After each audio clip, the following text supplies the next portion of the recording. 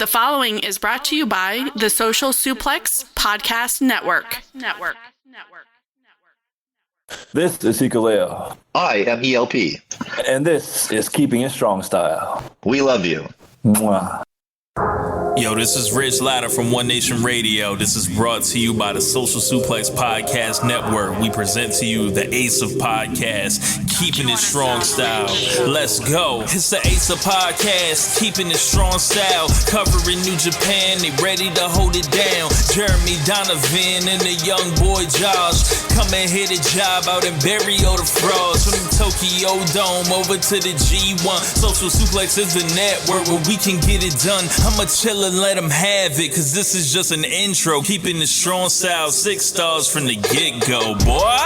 Yeah, from Tampa Bay to the Tokyo Dome, this is Keeping It Strong Style with your hosts, Jeremy Donovan and the young boy Joshua Smith. And thank you for listening.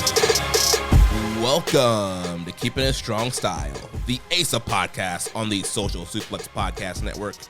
Jeremy Donovan here with the young boy Josh Smith. On today's show, we will review Blue Justice XIV and preview King of Pro Wrestling. Please support our show by subscribing and following the Social Suplex Podcast Network and Keeping a Strong Style on the podcast app of your choice and leaving a rating and review. You can also get all the network's podcasts over at socialsuplex.com. Check out our Chop Tees store, chop-tees.com/social suplex. That's where you can get your official Keeping It Strong Style merchandise. If you enjoy this podcast, please consider making a one-time or monthly donation by visiting socialsuplex.com/donate and click on the donate button under the Keeping It Strong Style logo. And we are not streaming live this week. As you probably have seen on the news, Hurricane Milton is coming to the Tampa Bay area. So we are not streaming this week, and we're going to be doing a shorter than usual episode so that we can finish getting ready for hurricane prep. Yeah, I'd like to title this episode The Broadway Special because I've got a hard out at 1 hour. As soon as you said, and I hit the 1 hour timer at 7:15 p.m. It's 6:15 p.m. now, Eastern time. In 1 hour, we got to go. So this is going to be about the length of Shawn Michaels versus John Cena on Raw from London. You know, it's going to be about that length. Yeah, and I mean, this is a good week for it, too. We don't have a whole ton to preview and review this week. So, yeah, we'll jump right into it and get out of here. First thing, I don't know if we want to push this to next week. Wrestler of the Month, Match of the Month. We can go over it. We haven't discussed it live on the air, but you mentioned Hanare or Doki. I don't know. I'm kind of torn there. What are your thoughts? Yeah, so I narrowed those two down because this was a month where a lot of Road 2s didn't air, and the Road 2s that did air, there was a lot of title matches, and both these guys had 2 title matches this month. Hanare defending against Hiromu in that great Korakuen Hall match, and then dropping the title to Shingo at Destruction in Kobe. And then Doki had 2 really good defenses. He defended against Taiji Shimori in Korakuen, and then he defended against Kanemaru at Kobe. It's a really think I got to go Doki on that one, mainly for this reason. Even though I feel like of those 4 matches, Hanare versus Hiromu peaked the highest, I think the overall consistency would probably be stronger with Doki in terms of just consistency of match strength, as well as him successfully defending 2 times in a row, especially one of those matches against one of the big 3 in the junior division. So yeah, that's where I'm kind of leaning Doki there. And I know that might be a little biased because I am a Doki guy, but that's what I'm thinking there. Yeah, that sounds good to me. Let's do it. Let's crown him Doki, the September Wrestler of the Month.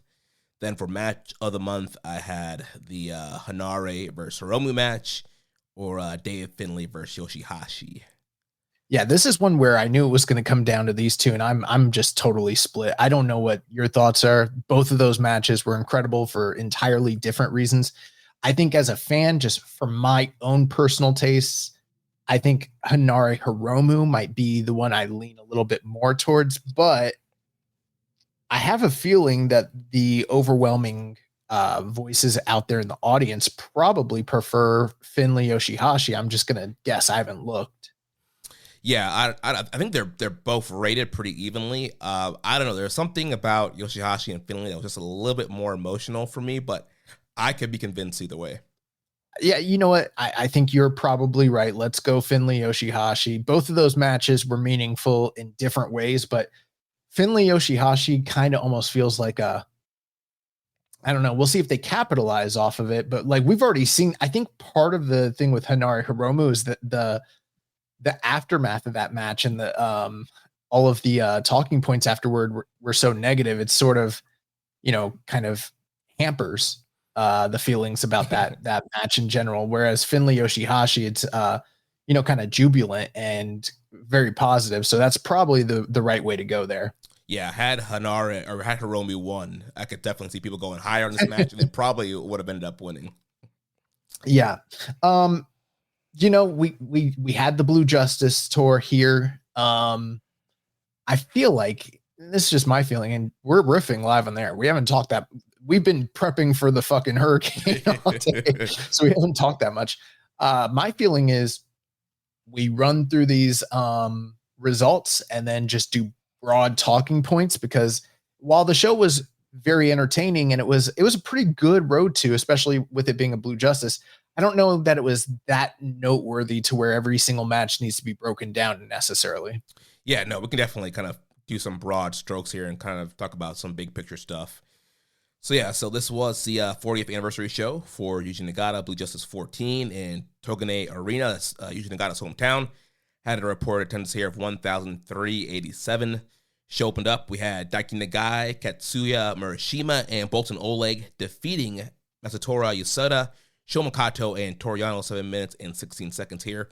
So not any really huge story elements here. Also, you got the Young Lions in there. I guess the big story here is that Yasuda got his first victory in his career, even though he wasn't involved in the finish. He still gets a W in the win column. So that's kind of the big story here. This was a good opener. The guys got some time, some reps in there, and like you said, this was a big storyline, kind of benchmark for Yasuda. Yeah. And then following that, we had the Bullet Club team of Bad Luck Fale, Caveman Ugg, and Taiji Ishimori defeating the TMDK team of Hartley Jackson, Mikey Nichols, and Shane Hayes. And we had a question from Death Triangle 720. Thoughts on Harley Jackson and Caveman? These two could be assets to the Never Division and a new faction if need be. So first time in Japan for Caveman and Ugg. Second time recently seeing Hartley Jackson this year. What are your thoughts on these two big guys? I think they were both very impressive. I've been very impressed with Caveman Ugg every time I've seen him covering the Tamashi brand and kind of venturing out into like PWA and stuff like that. And, the match was kind of a showcase for him as well as Hartley Jackson. And I feel like that was one of the big positive points of the show, was having some of these fresh faces kind of round out the roster, which kind of added a little bit of excitement, gave the brand a boost, Yeah, I thought both guys looked really good. Really impressed with Caveman Ugg. Like you mentioned, every time we see him, he's a very impressive, and I think he's going to get over big. I mean, just from the crowd reactions he was getting, he has that big, like, prehistoric fossil mask thing, and he was scaring little kids and getting over, and it just seemed like the crowd really took to him from the get-go for his size and his appearance and the way he wrestled. Very impressive. Good to see those guys. So yeah, Fale and Caveman Ugg, they are the number one contenders for the tag title. So this is kind of a preview match for the tag team title match, and them getting momentum here once again over the TMDK team. Then following that, we had Sho and Yoshinobu Kanemaru defeating Doki and Taka Michinoku. This was a preview for the upcoming IWGP Junior Heavyweight title match. So how the Torture getting the advantage here, tapping out Taka Michinoku to get the win here. Yep, kind of exactly what you would expect here. Not much to sink your teeth into, bad guys cheating, Doki and Taka ruling. That is basically what this match was. Yeah. And following that, we had Hiromu Takahashi and Yota Tsuji defeating the United Empire team of Jacob Austin Young and Jeff Cobb. in 9 minutes and 10 seconds. Key here, Hiromu getting over this new inverted figure four. I don't know exactly what you call it. Figure four type maneuver he's doing. Yeah, I noticed on commentary, Walker Stewart mentioning, kind of alluding to the idea that this move is being perfected for a potential showdown in the future with Naito. I don't know if that's something that he just kind of riffed with and then is throwing that off the cuff, or if somebody like Chris Charlton or somebody in management told him to say something like that. I don't know. Could just be headcanon stuff, but it is an effective finisher. They're getting it established, so it wouldn't be hard to imagine a strong submission finisher being effective against heavyweights, and that kind of being the key to making him a viable threat if and when he might potentially face off against Naito. And I assume that's probably the story they're telling. Yeah, it makes a ton of sense. Also, yeah, go after the bad knees. So yeah, we saw him break this out with Akira, who came back from knee injury recently and now busting it out on Jacob Austin Young. So yeah, definitely going to probably get this over going into Dome season. Kind of reminds me of the TTO when Jay White was using his leg submission against broken down Tanahashi. And last thing I will say about this match, probably match of the night. 4 very exciting individuals who just gelled really well with one another. And this was, for me, the highlight of the evening in terms of just work rate. Yeah, really good stuff here. Then following that, we had Hiroshi Tanahashi, Shota Umino, and Tomohiro Ishii defeating Dick Togo, Evil, and Yujiro 8 minutes and 46 seconds. Thank God for Ishii, I don't know. The match was fine. I think I'm a little long in the tooth when it comes to sitting through House of Torture, Tanahashi, Hontai matches. It's kind of getting a little stale for me at this point. Not that I was ever super jazzed about it to begin with, but I'm like, have we not moved on? And like, is this going to keep going? Am I going to have to watch Tanahashi and Evil in the Dome? Because that's what it's feeling like. Oh boy. Yeah, we've been there, done that now with these guys. And yeah, they've beat the team twice now in tile defenses and they're still rolling it out. I'm like, man, can we get a different direction for both of these units? Then following that, we had the team of Bishamon teaming up with the Intergalactic Jet Setters and Tomioka Hanma to defeat the Bullet Club War Dogs of Clark Connors, Dave Finlay, Drilla Maloney, Gabe Kidd, and Gato in 11 minutes and 12 seconds. So preview here for the upcoming junior tag title match with Connors and Drilla against the Jet Setters, and then also a preview for Goto and David Finlay. Yeah, this was fine. Again, like I mentioned, a lot of fresh faces. So it's been a little while since we've seen Kevin Knight, Kushida, and then some of the Bullet Club War Dogs guys. War Dog guys have sort of been on a bit of a hiatus. So kind of seeing all of those guys back, Drill Maloney and Clark Connors, that was refreshing. And this was fine. In terms of like a 10-man tag, it was fine. It did a good job setting the stage for those upcoming matches. Yeah, I thought this was a pretty fun matchup. Kevin Knight looked really good. He was doing some impressive stuff as usual. Big dive to the outside. He ended up getting the pin over Gato to pick up momentum for the Jet Setters. Then following that, we had the semi-main event. TMDK, Kosei Fujita, Ryohei Oiwa, and Zack Sabre Jr. They defeated the LIJ team of Bushi, Shingo, and Naito. So preview for the upcoming Never title match and upcoming IWGP World Heavyweight title match. Yeah, this was also very good. Much in the same way that I liked the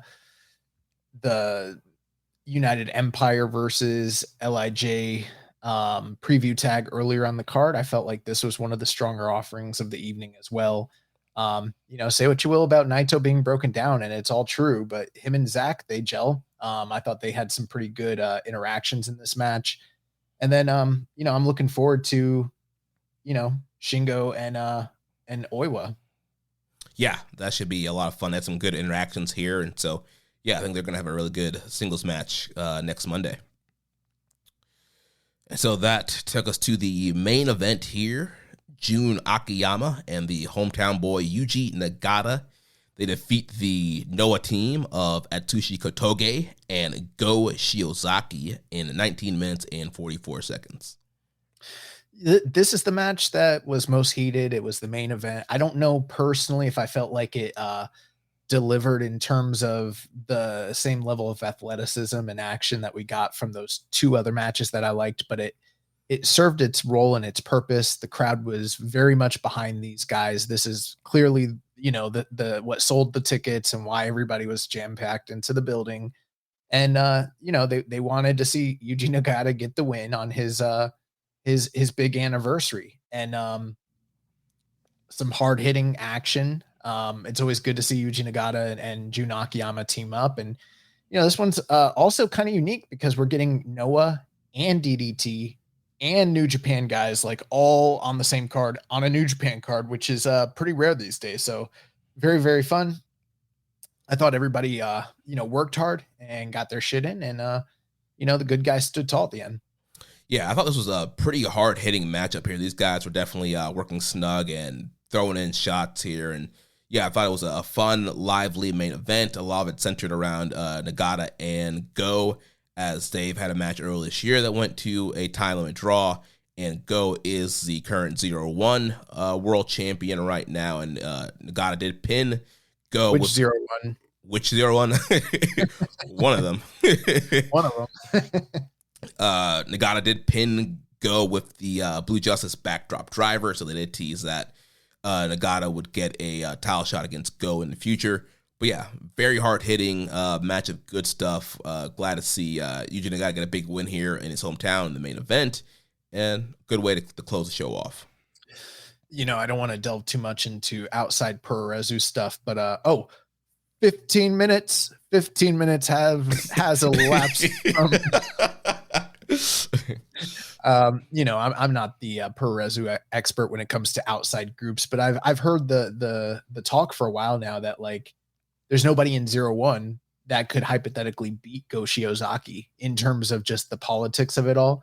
And so I'm like, I've heard people kind of speculating on that, and then it's like, well, I guess Nagata could probably do it. Like Nagata could be that carryover guy because he could win the belt, bring some prestige and stuff, but like New Japan's not the same way that New Japan's not going to protect, Kojima from whoever it is that's going to beat Kojima. And it could be pretty much, but let's say hypothetically, it's like a Mads Kruger. Yeah. That would be fine, because it's Kojima and as long as he has a little respectable run, he'll be fine.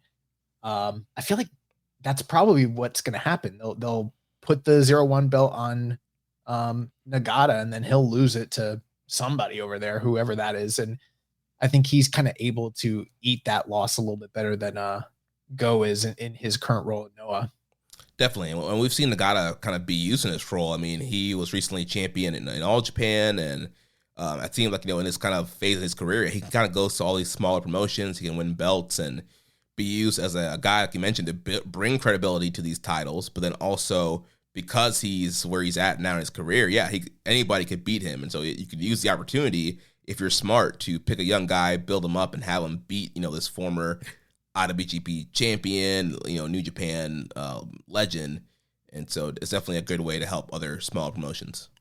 Yeah, and I mean, I know some people are probably listening and they're like, well, in some aspects, Nagata's a bigger star than Go is, and that's probably true. At the same time, he's much older and kind of, had his time in the limelight, and New Japan's not, they've already shown in the past that they're okay under the right circumstances for him to do that job.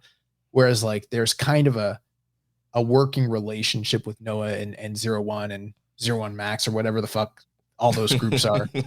And I just don't think the politics work out properly for them to have a guy that's, even though he's seen better years in terms of his body, he's still like upper echelon of Noah. Like he can't do that job. So, he could if 0-1 had somebody, but they really don't. So that's the issue. Yeah. So that was it for Blue Justice. So coming up next Monday, October 14th, we will have King of Pro Wrestling 2024. So we'll go through the card here, give our predictions for each of the matchups. So show's going to open up. We're going to have Mystico taking on Hiromu Takahashi. And we had a question from Rambones. He says, I'm really excited for Hiromu versus Mystico, but given that Mystico rarely loses, I'm assuming he goes over here. What, if any, impact do you think that will have on the story that they've been telling for Hiromu trying to move into the open weight or heavyweight programs? Yeah, I mean, I don't think that was beneficial for him to have lost so recently to Hinari, right? Mm-hmm. I don't know if they are telling that story that he's trying to go into the heavyweights. I mean, they certainly sold us on that idea during the Never Openweight title challenge, VTR, but whether or not they're actually going to go forward with that story or not, it remains to be seen. I don't know, but Mystico's already had success against Hiromu at this point, in terms of their personal rivalry and the partnership between these two groups. I feel like Hiromu probably needs to go over, but he's absolutely right. Mystico very rarely jobs, so it's a tough one. Yeah, I don't know. I feel like Hiromu's going to win because they wrestled earlier this year in Mexico in Mystico's home promotion, home country, and Mystico got the win. So I feel like this is him returning the favor, coming to Japan, losing to Hiromu in Hiromu's home country, and then they're even. So maybe if he hadn't already won, maybe it might have been harder to convince him to job. But I think since he's already got the win, I think that he'll do the job here for Hiromu. Yeah, and I mean, it didn't really hurt Hiromu long term for him to have done that job over in Mexico. And I don't know, not that people won't be somewhat aware of it, but how much are they really going to be talking about this, the next Friday when he's in Arena Mexico? Probably not at all. Yeah, I want to know what the MLW fan base will think if their MLW middleweight champion and Opera Cup winner doing a job here. Yeah, I don't know. we were supposed to be there last Friday, but Helene scared them off, and now we got Milton to deal with. So yeah, Helene made the hot tag to Milton. If ever, this is a serious hot tag. Yeah. So following that, we will have the IWGP Junior Heavyweight Tag Team title match as the Bullet Club War Dogs, Clark Connors, and Drilla Maloney will defend against the intergalactic jet setters of Kevin Knight and Kushida. Yeah, it's a tough one when it comes to the intergalactic jet setters because, again, their contract status with New Japan, it's never totally clear as to how that's all going, whether they're just, are they part-timers or are they going to be like utilized more heavily moving forward? And so anytime they have a title challenge, you're kind of questioning, like, is this going to be like just a one tour thing or are we in it for the long haul? In the same, regard, Bullet Club War Dogs have held on to this title for quite a long time, a lot of defenses. We're getting ready to head right now into Junior Tag League upcoming here pretty shortly. So this is going to have some strong effects on whatever that tournament's layout is. I'm torn here. I think the match is going to be good because they've had some good matches in the past, but I don't know. I mean, usually they flip-flop this belt a lot. You know what I mean? Yeah. Yeah, honestly, it's a coin toss because, and it's two good booking directions. Like you either A, continue the dominant reign of the champions and have them go forward into Tag League and be dominant, or you put it on Kevin Knight and Kushida, entertain tag team, you push them through the tour, and then maybe they drop the belts after Super Junior Tag League. So I don't think you really go wrong. I think the only issue maybe with War Dogs winning, it's like, all right, who are they going to lose to? Who's next? Because they've kind of beating out all the current teams. They're beating Catch 22, Jet Setters, Just Five Guys. They've beaten a lot of these teams. So, like, are we getting some new teams for Junior Tag League that could potentially beat them, or does it make sense to just put it on Jet Setters? Well, here's my logic of thinking. I think New Japan, I don't know this to be the case. I haven't talked to anybody, but if I was New Japan, I would want to invest in Kevin Knight, Like I'd probably see something positive out of him long term there. at the same time, they've pretty much proven to us that they don't see a future or have, positive feelings about Kushida. So, not that they couldn't, they've already held the titles before, so it's not like they couldn't again, but you got to think we're getting pretty close to dome season. Whatever team, like if you do put the belt on the Jet Setters, that's pretty much a clear indication that they're likely going to be involved in some sort of junior tag scenario, very likely at the Tokyo Dome. And even though the company is probably somewhat high on Kevin Knight, I just don't know how high they are on Kushida and whether they're wanting to invest that way. Whereas we know how they feel about the Bull Club War Dogs. Like that's their guys right now. I think for me, I'm just thinking that tag tournament's right around the corner. If you drop the belts now, then the War Dogs kind of need to win that tournament. And maybe that's the way they go. But I'm feeling like since they're the bad guys, I think they're probably going to retain, and we're probably going to set up new challengers in that tournament. Yeah, I mean that's probably the easiest thing to go. So yeah, I'll go with you there. Yeah, I think Bull Club War Dogs retain here and go into Junior Tag League as the champions. So then following that, we'll have the IWGP Tag Team Title match. TMDK, Mikey Nichols, and Shane Hayes will defend against the Bullet Club Rogue Army team of Bad Luck Fale and Caveman Ugg. Question from Rambones: how excited are you for Fale and Caveman Ugg to challenge your tag titles? Does Fale have some kind of blackmail material on Gato? No. He's a dojo guy.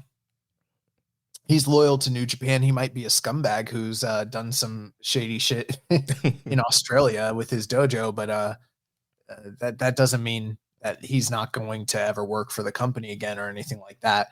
I was a little negative when I first heard about the pairing because for some reason, I don't know, when you said it was Caveman Ugg, I was thinking it was Jack Bonza. And actually, that's no slight on Jack Bonza because I think he's good too. I'm a fan of his, but I was not a big fan of the Bonza Fale pairing. We really haven't, aside from just this recent preview tag, we haven't really seen what that tag team looks like in regular tag action. But I don't imagine that the match is going to be outstanding or anything like that, but it's a big monster of the week tag team that TMDK kind of needs to overcome. I'd be very surprised if Fale and Caveman Ugg won here. Then again, it's 2024 New Japan. We've seen a lot of tag title switches this year already. You just never know what might happen here. But I'm leaning TMDK, and I don't expect this match to be anything, noteworthy. Yeah, I wish maybe they could have brought somebody else in the team with Caveman Ugg, but like you mentioned, obviously Bad Luck Fale, a product of the Noge Dojo. Dojo guys are going to get, a spot for life unless they do something crazy that's publicized. And so, yeah, not super excited about seeing him. Caveman Ugg looks really good, though. So if we can keep the match mainly with Nichols and Hayes against Caveman Ugg, that it should be somewhat fun. But yeah, I think the smart money is for TMDK to retain here, especially if they have a strong tag title match coming up in Royal Quest against Ishii and Tanahashi. So I don't know if you want them losing going into that matchup. So I'm with you also with these guys retaining. But like you mentioned, it's the tag titles. It's New Japan. They flip-flop these belts. They'll put it on random tag teams. And I wouldn't be completely shocked if they decided, why not? Let's put it on these guys and do something with some of these Tamashi guys to try and get some attention on that brand. One thing I wanted to mention earlier that I forgot, I think it is interesting that Hiromu and Mystico is being used as the opener for the show as opposed to a more prominent position. You always hear wrestlers say if you're not going to be the main event, it's better to be the opener. Mm-hmm. But that's a match like Mystico and Hiromu. You could see that headlining like a Korakuen Hall during Super Juniors or something like that, mm-hmm. or like a Fantascomania. So the fact that it's being used as the opener is very interesting. I think the match is going to be pretty stellar. And again, I'm a little torn on the booking there, but I think it's gonna be interesting. The match should be very good though. The crowd's going to be very into it. Yeah. So following the tag title match, we're going to have the never openweight title match. Shingo Takagi will defend against The Grip.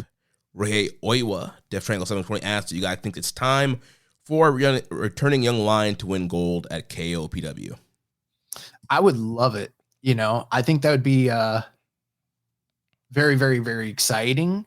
But I don't, again, it's New Japan 2024 booking. I just don't know if they're going to pull the trigger this early right out the gate.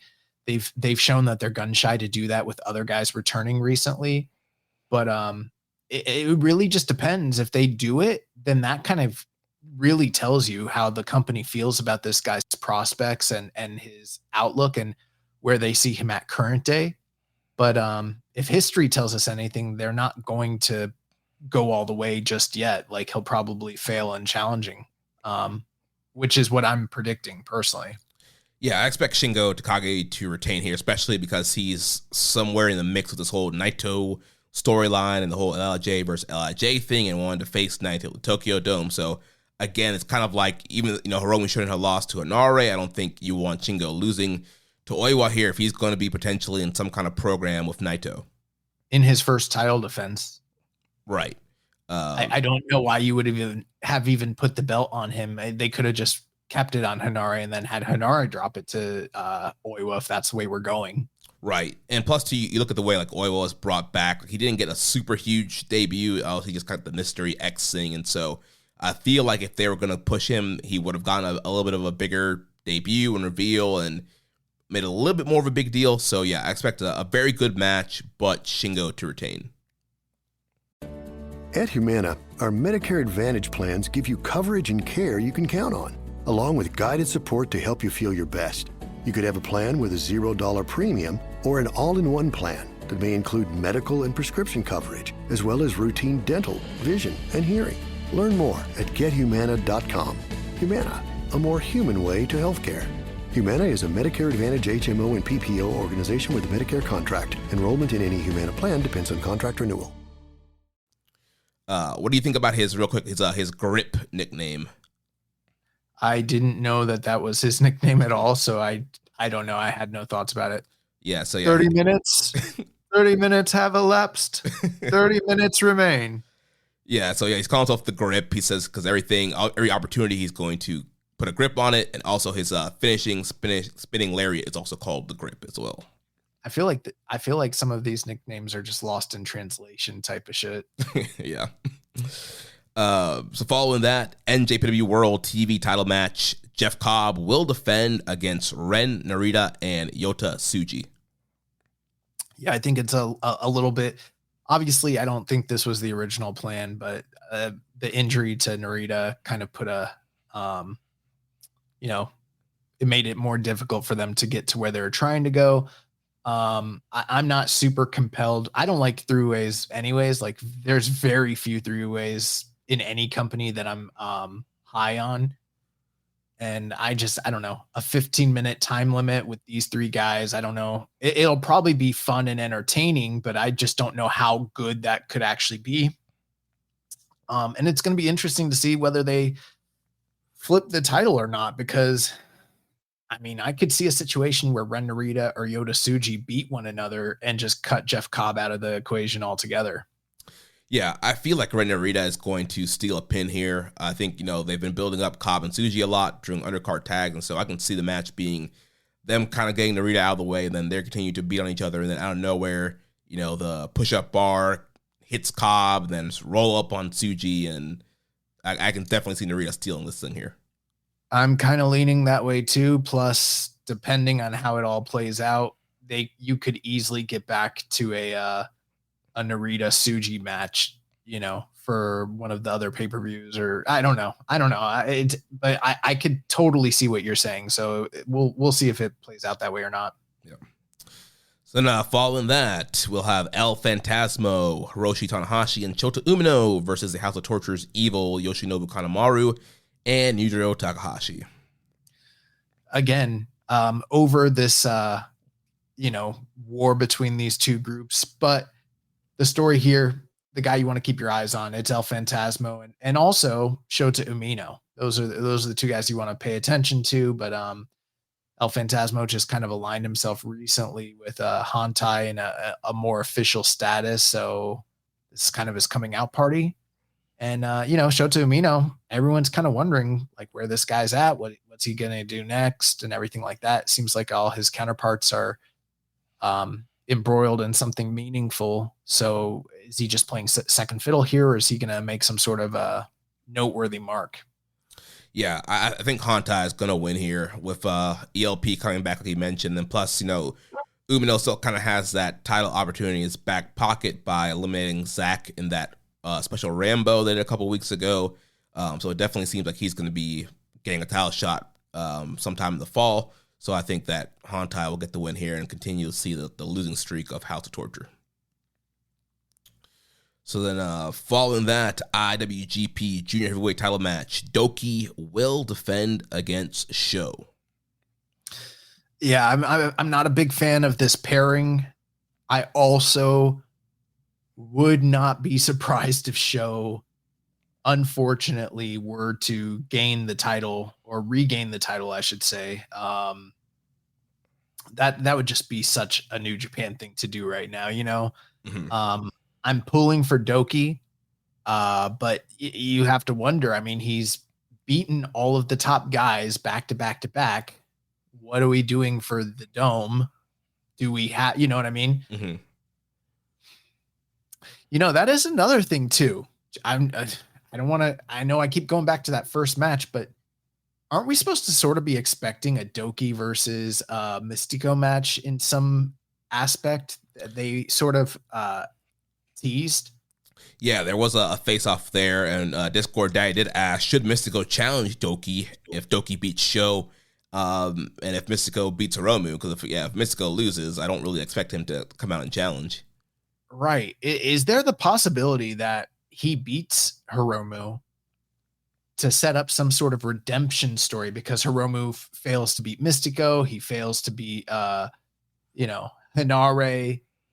and I don't know. They tell their own story to get to him and Naito off of that, and they use that as the catalyst for Doki and Mystico for probably the Dome, I'm guessing, or 1-4-1-5, something like that. You know what? Maybe 1-5 because that's CMLL is going to be involved in Wrestle Dynasty. So yeah, maybe this is Mystico's way of getting his slot on January 5th. Is there any chance Mystico could lose to Hiromu and still come out and challenge anyways? I mean, it's New Japan, so I mean, I could see it happening. I don't think it makes the greatest sense, but you still could do it. Yeah, interesting. I'm wondering because I'm like, why is that the opener there? We're all kind of betting on this idea that we're gonna get to Hiromu and Naito, but we'll get there, but I think Naito is losing this night. So does Hiromu really need to get the win to get to that prize if they're both coming off losses? Not necessarily. Yeah, not necessarily. I don't know. I think I've just convinced myself. I think we're gonna see Mystico go back to back on Hiromu. Yeah, the more we play it out, I'm like, yeah, I think that is the way. And we get him and Doki, but then that makes me nervous because I'm like, are they gonna have Doki beat Mystico?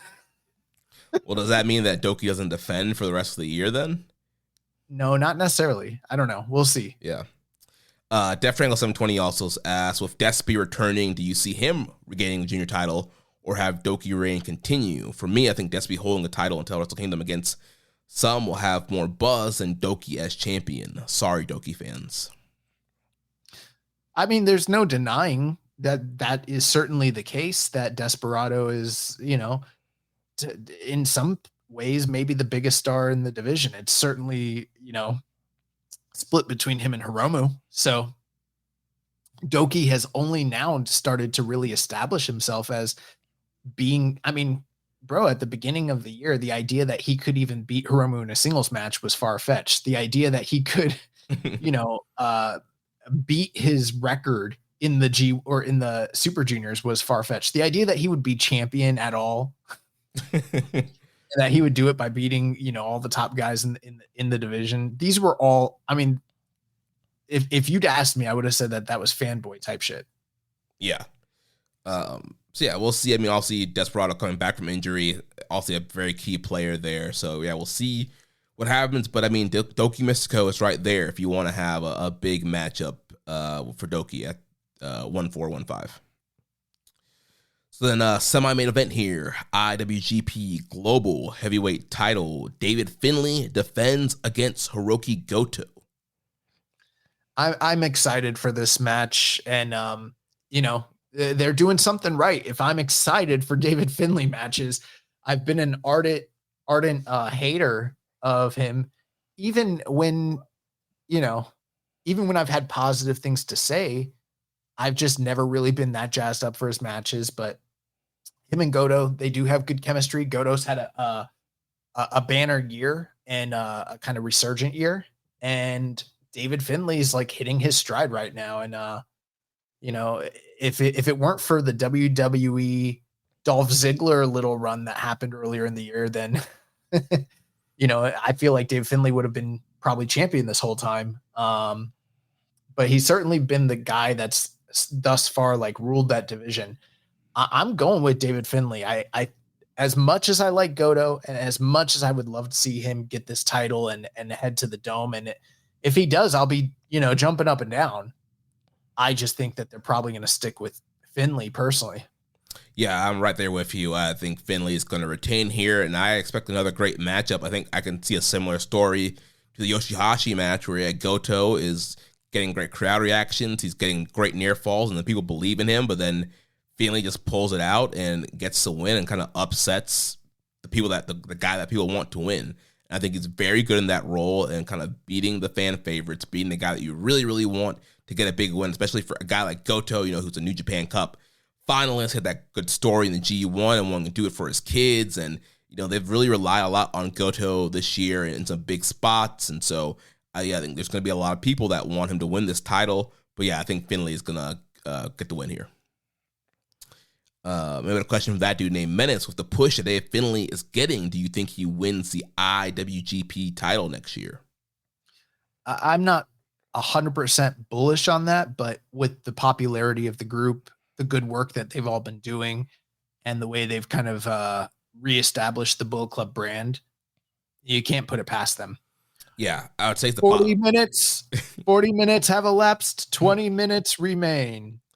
Yeah, I wouldn't say that it's a guarantee lock, but it's definitely, the more that he continues to progress and the more the group gets popular again, it's definitely an option.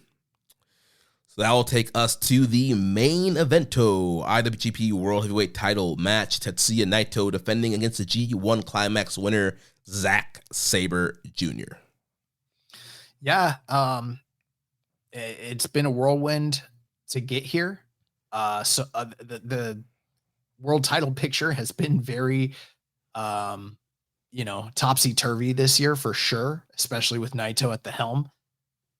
But I just feel like this is the time for Zack. I don't really have much of a better reason than that. Of course, they could go a different direction, and some of the projections that are on the table when it comes to Naito going into the Dome, there's quite a few things, maybe even arguably more things that you could potentially do. But at the same time, I think with Zack, we've kind of seen them lining up challengers for him. Naito has seemed disengaged, almost as though he knows that he's on his way out from this title run.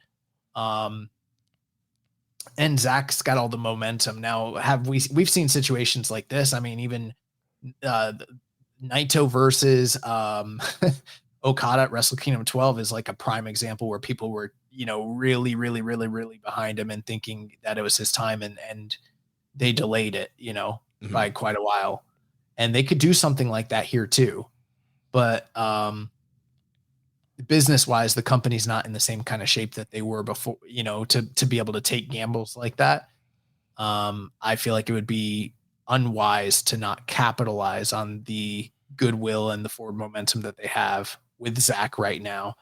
And, if they don't try, you're never going to know if it's going to work. It might not work with Zack, but we know there's not very much much more juice left in the squeeze when it comes to Naito. Those knees are held together by chewing gum and, Yeah. Scotch tape. So it's going to be tough. I think the match is going to be really good, but I think we're going to get a new IWGP World Heavyweight Champion in Zack Sabre Jr. I agree. Expecting a great match, and I think all the signs are pointing towards Zack getting the win there. They've already set up potential title challengers for him with Sonata and Shota Umino, and the Sonata match is already official, though that match is happening at Royal Quest, and I think it would be a really great move to have Zack defend against Sonata, turn that into a title match, main event Royal Quest, and make that show even a bigger deal, having Zack main event that. So yeah, I think that he is going to get the big win here and become the champion. Like you mentioned, yeah, now's the time. You never know if you don't try, and I mean they tried with worse. We've had to sit through an evil IWGP title reign, so why not give us a Zack Sabre Jr.? We know the matches will be great. He's over. He's going to get great reactions, and I think right now, with the state of Naito's body, it's probably the best move to put it on Zack and move towards Zack being champion and going to the Tokyo Dome. And we had a question from Rambo Slam Pig, because I'm all in on CSJ winning the belt. I still believe Naito will challenge him to regain it at the Tokyo Dome. If that isn't the direction, who would you put against CSJ if you are only picking from actual contracted NJPW talent? Nobody.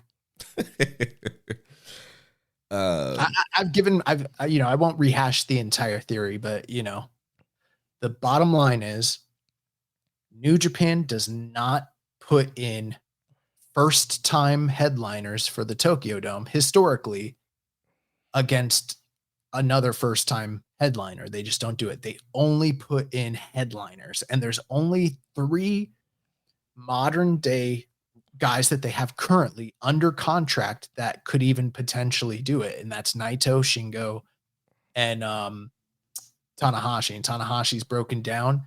So if it wasn't Naito, it'd have to be Shingo. Those are if we're talking strictly contracted guys, because the older guys who have done it, like Nagata and Kojima and all them, they're not going to count. So really, this is what you have. Those are only 2 guys. Yeah. So yeah, I'd be surprised if it ends up being Naito again. I think it would probably lean more towards that Okada theory you have, but I guess we'll see what they do. Yeah, and I know this isn't the answer he's asking, but I think it's going to be Okada. And I don't know if it's 1-4 or 1-5, but one of those days, I think we're going to get Zack and Okada. Death Triangle 720, is it safe to say Zack will win and have 2 title defenses before the end of the year? I think so. I think we're getting him and Umino, and I think we're getting him and Sonata. Yeah, I think those are pretty much a lock. Then last question here from Discord. Daddy says, is it really KOPW without the KOPW title being defended? For all the weird things they've done with this title, is not having a program culminating on this card a clear miss? It's interesting. They've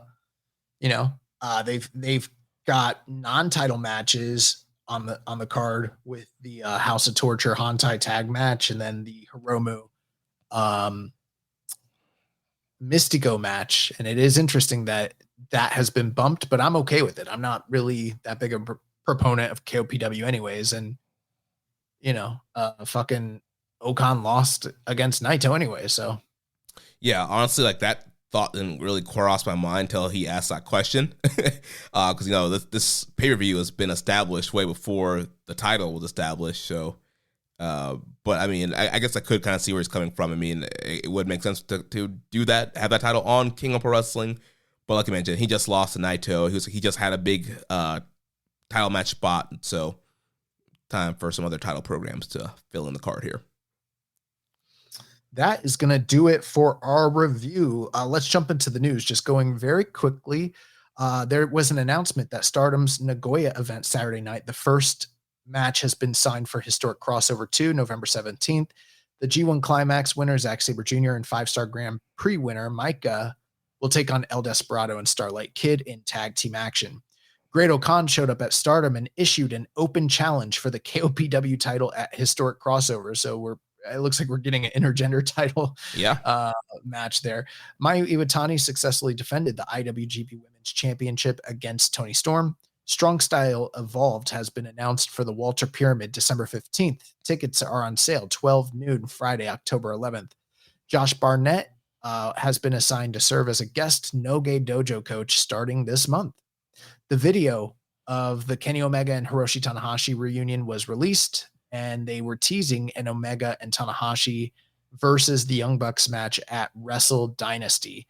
We had a question from Discord Daddy. He says, can you guys talk a bit about Kenny and Tana reunion? How do you feel about it and the proposed match versus the Young Bucks? Also, give that match a star floor.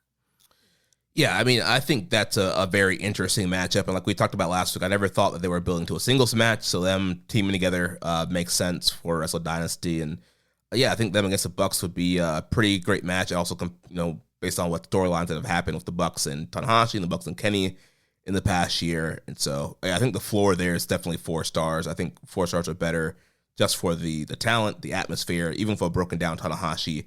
If you kind of have the Bucks and Kenny running the plays, I think they can definitely get over 4 stars.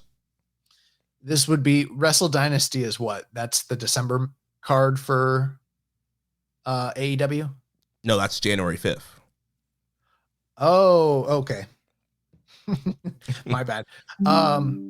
Yeah, I don't know. I mean, I think it's interesting just because, Tanahashi and Kenny didn't ever really get along, but now the tables kind of turned with Kenny's face turn. I personally would rather, if Kenny's going to come over and he's going to work a date, I would rather it not be against the Young Bucks personally.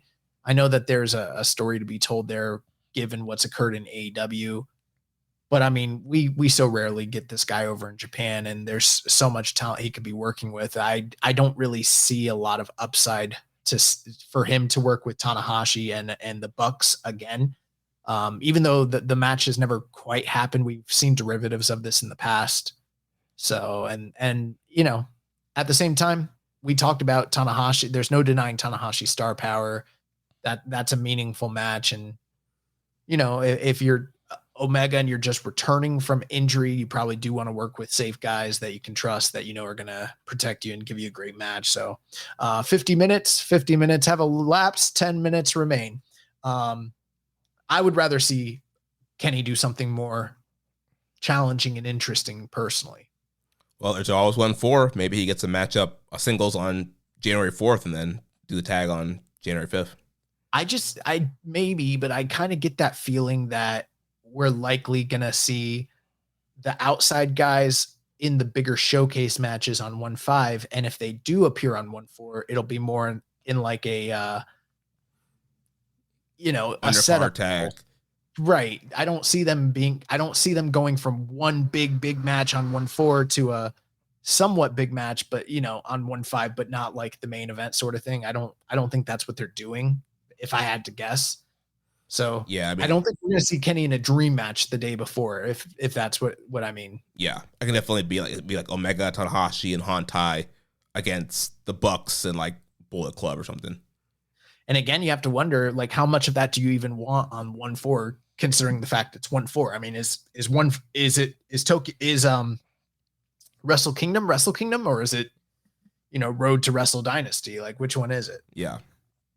More matches have been signed for Royal Quest 6. Shota Umino versus Callum Newman, Yota Tsuji versus Drill Maloney, Kosei Fujita versus Michael Oku, Mina and Kanji versus Izumi and Danny Luna. And then lastly, Youngblood were successful in capturing the WXW Tag Team Champions. They are the new Tag Team Champions of Germany. All right, a few quick questions here. Jeff Frankel 720, agree or disagree? Do you think a new era of New Japan will begin until a new gen wins the world title? No, I feel like we've been in a new era for a few years now. Yeah, I think new era started, 2020. Yeah, I think so too. Lagoon the Worst, what should Hanare be going after losing so much? I was just wondering on the wording. Thank you for the question, but I was wondering on the phrasing. What should Hanare be going after? I think what should he be doing after losing so much? It's not you, it's the way it was typed. But yeah, I don't know. I mean, it could be any number of things. It could be a different title. So maybe he aspires to a different singles title, or maybe like a tag team venture. I mean, what else can he do? You know? Yeah, I guess in the immediate sense, I guess you would set your sights on World Tag League from a kayfabe sense. yeah, I'd like to see him in a tag title picture. I think that him and Cobb or him and Ocon together could be utilized very well in the tag division. Equivalent _decide _847. What's your Wrestle Kingdom main event prediction? It's tough. I'm still banking, and I'm just guessing, but I'm still banking on the idea that we might wind up with Okada versus Zack Sabre Jr. and Naito versus Hiromu as like your top two matches. Yeah, I definitely think Zack's going to be champion and defending. I mean, the Okada thing seems to be the only thing that makes sense unless you're doing a Naito rematch or somehow some kind of Shingo match. I don't even know how much sense it makes. I'm like the only person saying it. Well, I mean, just based off the logic of like what you mentioned of them not putting in first-time headliners, it's like it's pretty much your options are like Naito, Okada, or Shingo, or like what you're going to do. And like they've already done Shingo and Zack this year. They've done Zack and Naito already. They're going to do it again. And so, yeah, I think that for the fresher matchup and with all these guys coming over, there's a lot of meat behind that theory. Yeah.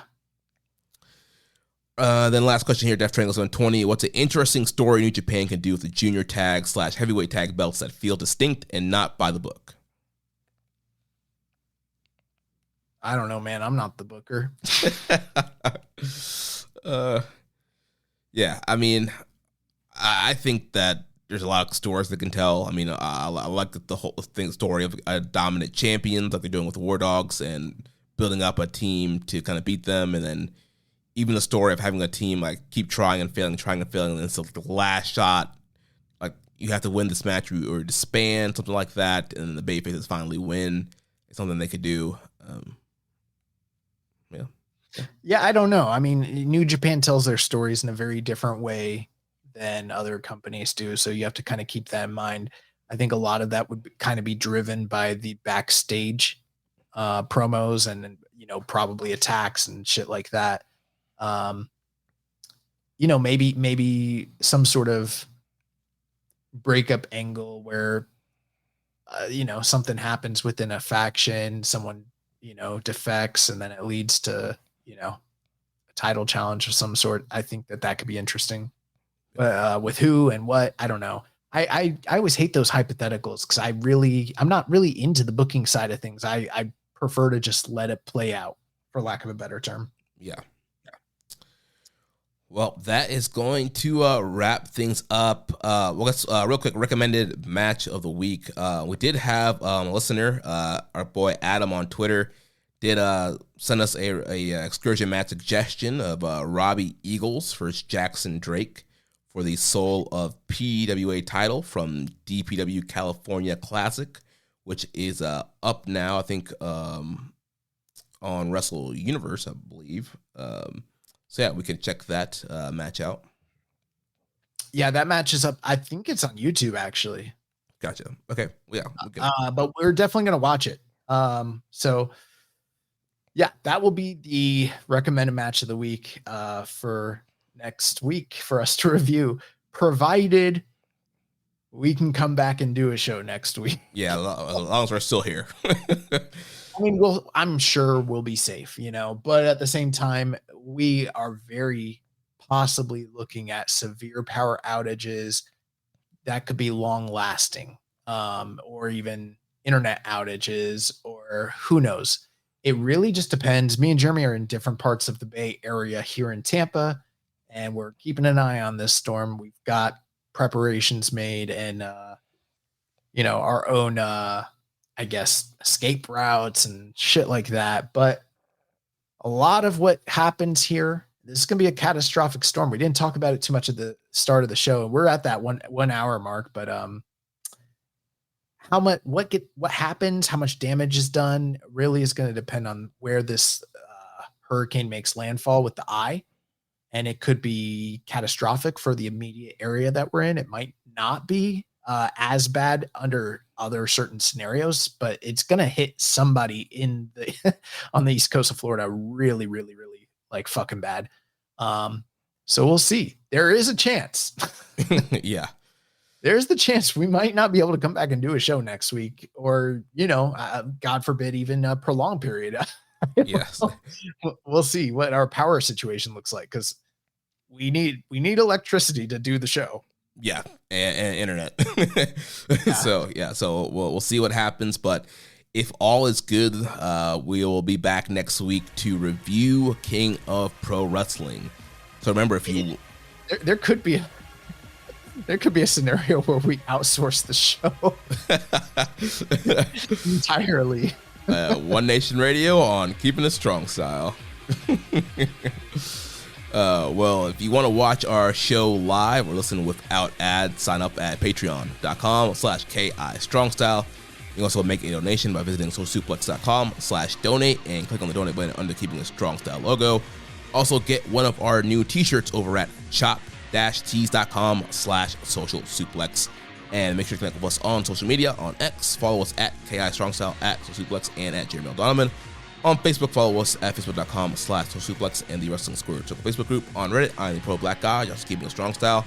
On YouTube, we are at socialsuplex. Join our socialsuplex Discord server to interact with us and other wrestling fans. You can email me, Jeremy at socialsuplex.com. Check out all the shows that we have here on the Social Suplex Podcast Network, One Nation Radio, hosted by Rich Latta and James Boyd. All Things Elite with Floyd and Austin. The Imps WWE Adventure with the Implications, Matthew Mayer.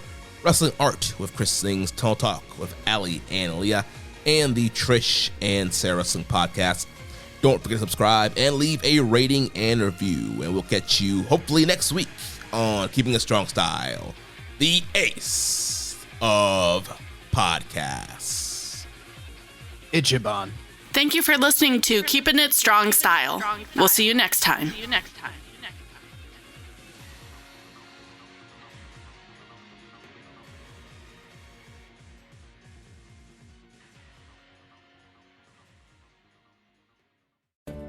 At Humana, our Medicare Advantage plans give you coverage and care you can count on, along with guided support to help you feel your best. You could have a plan with a $0 premium or an all-in-one plan that may include medical and prescription coverage, as well as routine dental, vision, and hearing. Learn more at gethumana.com. Humana, a more human way to healthcare. Humana is a Medicare Advantage HMO and PPO organization with a Medicare contract. Enrollment in any Humana plan depends on contract renewal.